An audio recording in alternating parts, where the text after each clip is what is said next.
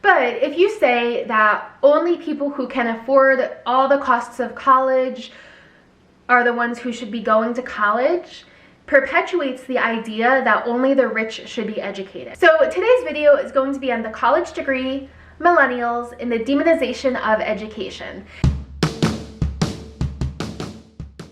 Hi everyone, welcome back to my channel. I am Katie.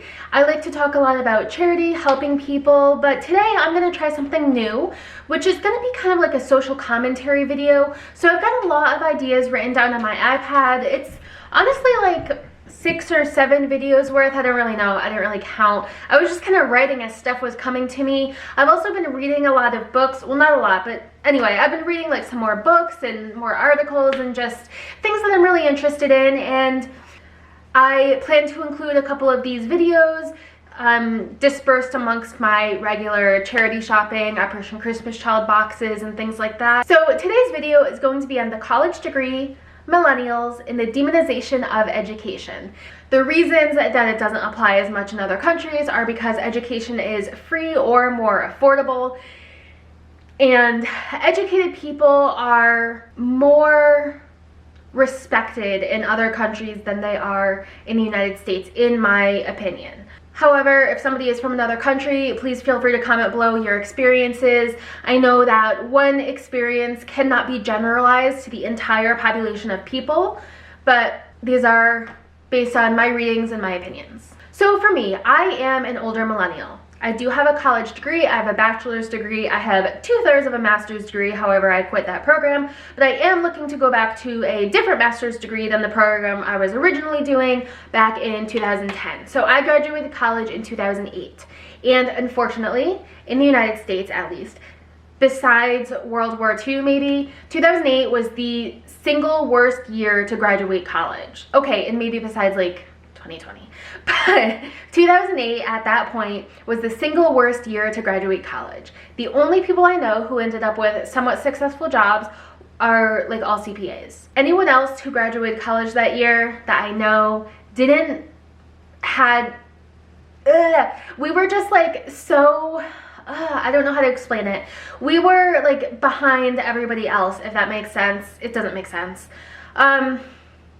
So we couldn't get jobs when we graduated because we didn't have a specialty like a CPA or something in the medical field.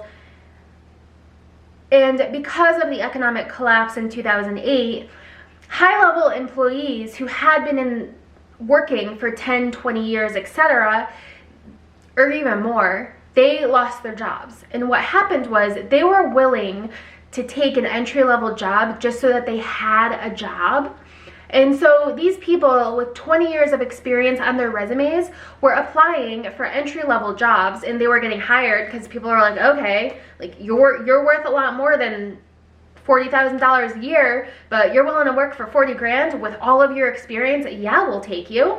So what that did to us, new graduates applying, was we got put at the bottom of the pile.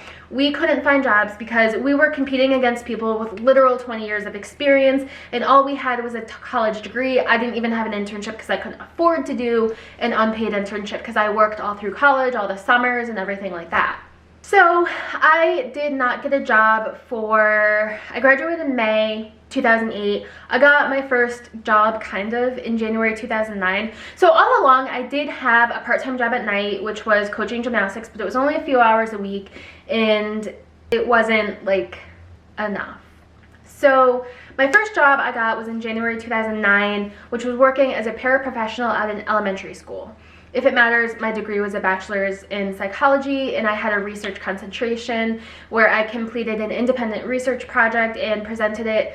It was accepted as a poster presentation to Association of Psychological Science Chicago conference that year, so I did go to Chicago with my poster to present.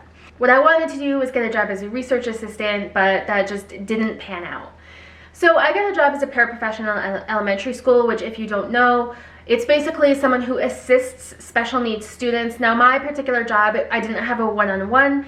I worked in the back of classrooms, kind of, and I would take a student who needed help and just like go to the back table with them and give them a little extra special attention, or do like a reading assessment with them, or, you know, go over math and just a little extra attention basically. I did that for a year, from January to December 2009. While I was doing that, people basically told me that I would be such a great teacher. So I was like, okay. So I enrolled in a master's program for elementary education in 2010. While I was doing that, I needed to do a full-time internship during the day. And what people fail to recognize, I think, about millennials, especially older millennials, is that we didn't have YouTube to learn things, or TikTok, or any of that to watch videos of people applying to colleges, their acceptance or rejection videos, talking about what types of colleges they apply to with their stats. And I mean, we were just kind of running blind, and especially me. I went to a very small high school. My graduating class was 110 people. We didn't really have like super great guidance counselors and mentors or anything like that. So I literally applied to one college. Luckily I got in, but we just didn't really know what we were doing.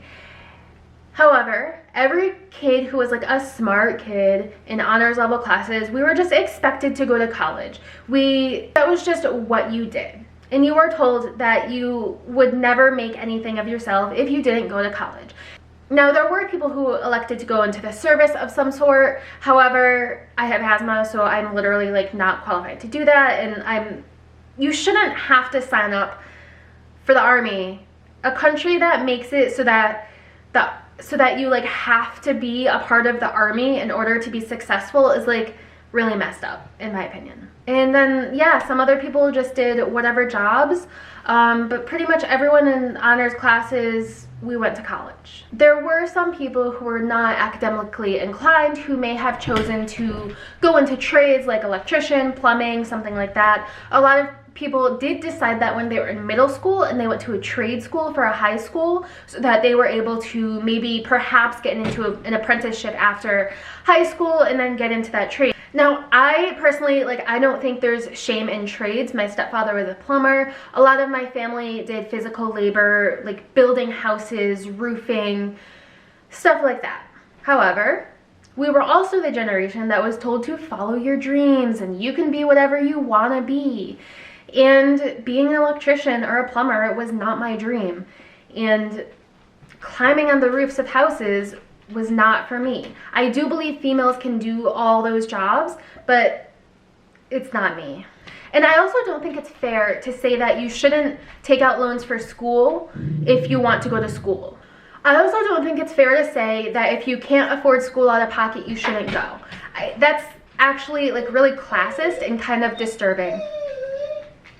Some people do need loans for school. I mean, even community college, yes, it's a more affordable option, but some people do need loans. And if you're going to community college, that also implies that you have a car, or at least where I live, there's not public transportation. So you have a car, you have car insurance, you might have a car payment, you might have to pay if your car breaks down, you need to buy gas. And your income might be paying for that, and your rent and your food, especially if you don't have the ability to continue living at home. Even if you do have the ability to continue living at home, paying all the car related costs on a job that you're probably only getting a few hours a week in some type of retail job isn't easy. Now, there's always going to be people out there who are like, well, I did it. But the thing is, a lot of those people are exceptions and not the rule. Additionally, not everybody has a car. Not everybody has a community college within driving distance, or a junior college. Not everybody has, equal access to these things. Where I live, it is easy to access at least a community college if you have a car. However, you still need to pay. Now, could you take less loans and go to a community college or a lower level university? Absolutely. But then again, not everybody has the ability to commute to school. So maybe they need to live on campus at a university. Maybe they need the loans for that. Even if you're working through school, which I did, I was not able to pay my tuition. When I graduated in 2008, I had about $25,000 worth of student loans, which isn't bad at all. Now, I did make some personal choices which kept my loan amount down, which was the university I went to had a branch campus, which was about a half hour away from me. And so I commuted to that campus for the first 2 years. That saved me room and board. I was able to live at home. And then I lived on campus the second 2 years and took out additional loans. I did have some scholarships. Obviously, it it didn't cover the full cost of everything. But if you say that only people who can afford all the costs of college are the ones who should be going to college, perpetuates the idea that only the rich should be educated because they're the only ones who can afford it, really. Even if you're working through college, you will not pay for college in full while you're working. It's just not a thing. And so I think that when people say things like you should only go to college, you should only do whatever you can afford out of pocket, just perpetuates the idea that everyone should be like a laborer and then the rich people get to be educated. Now, sometimes people are totally cool with being laborers, but sometimes people want to be educated. If you don't want to be educated, that's your call. But you shouldn't say that you don't get to be educated because you don't have $200,000 in the bank. You also need people to go to school so that they can be teachers. You need people to go to school so that they can be lawyers. You need people to go to school so that they can be doctors. I mean, do you really want your doctor to be just like some rich kid whose parents were able to pay out of pocket for college and med school? I don't. And so that's like saying everybody with those jobs would just be rich kids who grew up rich and now they're going to continue being rich. And that's already enough of a problem in the United States. We don't need to add to it by not letting people become things like, you know, teachers and doctors and what have you, whatever you need an education for. So again, no shame in trades, but you shouldn't be forced to do a trade just because you don't have $200,000 to pay for school.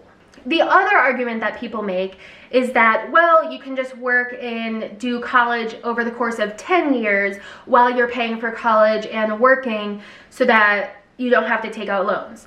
Honestly, that is something that my husband did, and I know that that is also not a feasible plan for everyone. That's not something that's realistic for everyone, and honestly, it kind of stinks. Like, he had to work full-time and go to school at night. His wages from his job were paying, you know, part of our rent, our bills, and also paying for his school out of pocket. And during that time, you're not able to save up money to do things like buy a house or maybe have kids or travel or anything else that you might want to do, because for 10 years, you're taking all the income that you earn from work, putting it towards school and your bills, and that's it. So there needs to be a better way. And even with my husband, there were two of us kind of like working and contributing, and it was still rough. So if it's a single person having to work and pay rent and school and all that, it's not going to be cheap. And yes, there is the FAFSA form, but if you are working at a job making, I don't know, $40,000 a year, which around my state is normal, you're not really going to qualify for financial aid. You can qualify for loans, but you're not going to qualify for financial aid. So you are going to have to pay out of pocket while you're paying rent and all of your bills over the course of 10 years. And it's just not, my husband did it. So I am very close to that whole argument, and I still don't think that is a good argument. I don't think you should tell people that they need to go to school part-time so that they don't have to take out loans. The bigger problem is the cost of education in the United States.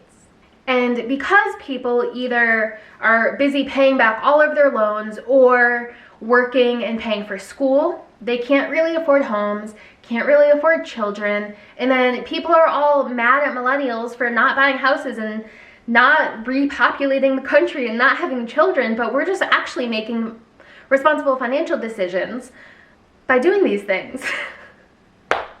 And, you know, psychologically, there is a little bit behind this.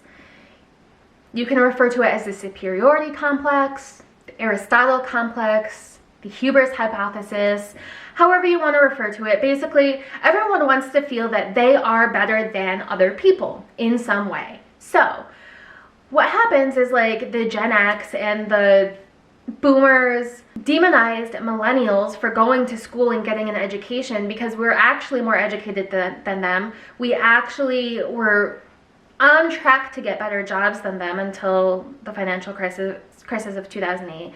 We We were doing everything that we were told to do by Gen X and Boomers. And then when it didn't work out, the older generations blamed us for it. A lot of the problems in this country in general, I feel, can really be explained by that superiority complex, because people truly need or seek to feel better than other groups of people, whether you realize it or not. So that's how we see a lot of, well, I'm not going to go into it on this video, but I think you know what I'm talking about. Everyone wants naturally to feel that they are better than other people, hence racism, narcissism, and demonization of educated people comes in here as well, because people think that they're better than educated people because they didn't take out loans, or because they learned it on YouTube, which by the way was not an option for us millennials, or because they, I don't know, you see where I'm getting. And really that's just ignorance, because uneducated people who watch some videos on YouTube are not better than people who got a formal education. Now, I'm not saying that you need a formal education to be educated. There are plenty of people who can read academic books on their own time, and do a lot of good work. But take, for example, Bill Gates did not finish his education, did not finish his degree.